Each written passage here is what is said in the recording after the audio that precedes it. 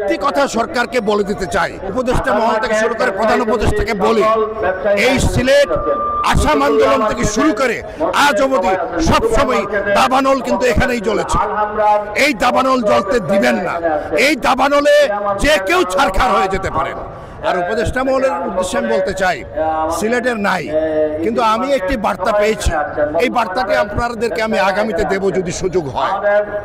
সিলেটের এক কীর্তিমান পুরুষ, যিনি আন্তর্জাতিক অঙ্গনে একদম সাড়া জাগিয়েছিলেন, আমি তার নামটি নিতে চাচ্ছি না, অনেকেই বুঝে যাবে। তিনি ইতিমধ্যে খোঁজখবর নিচ্ছেন এবং তিনি বলেছেন তিনি সরকারের সাথে আলোচনা করছেন। এই বিষয়টি এইভাবে আমরা দেখছি, তাকে আমরা আগাম অভিনন্দন দিতে চাই। যদি কিছু করতে পারেন সিলেটবাসী স্মরণ রাখবে, আর যদি তিনিও করতে পারেন না তিনিও প্রশ্নবিদ্ধ হবেন।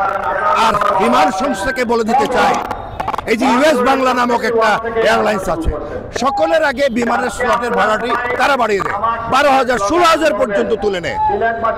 আমি স্পষ্ট বলে দিতে চাই, এই আন্দোলন বিমানবন্দর রানওয়ে পর্যন্ত যাবে। এই আন্দোলন বিমানবন্দর রানওয়ে পর্যন্ত যাবে।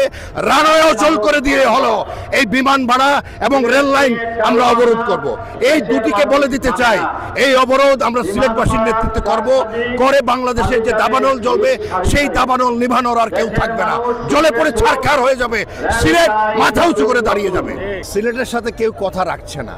হ্যাঁ, এই কথা না রাখার কারণে সিলেটের যে ক্ষোভ জন্ম হয়েছে, এই পুঞ্জীভূত ক্ষোভ কিন্তু সকলকে একত্রিত করেছে।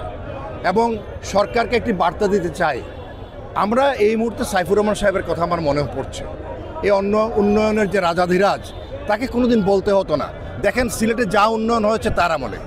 তার পরবর্তী ফ্যাসিস্ট সরকার চেষ্টা করেছিল মোমেন সাহেব এটাকে কন্টিনিউ করার, কিন্তু কন্টিনিউ করার মতো যে মেধা ও যোগ্যতা এবং যে সাহস লাগে, সেটি কোনো সরকারের মন্ত্রীদের সিলেটের ছিল না।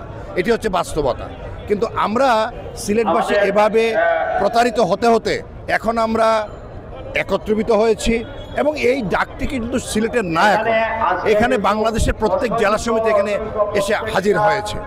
খুলনা থেকে শুরু করে, চট্টগ্রাম থেকে শুরু করে, কুমিল্লা থেকে শুরু করে বাংলাদেশের প্রত্যেকটি সিলেটের জেলা সমিতি যেগুলো আছে সকলে এখানে হাজির হয়েছে। তারা হাজির হয়ে জানান দিয়েছে সিলেটের সাথে আমাদের একাত্মতা। তার মানে কি? তার মানে বাংলাদেশ ঐক্যবদ্ধ হয়েছে সিলেটের পাশে।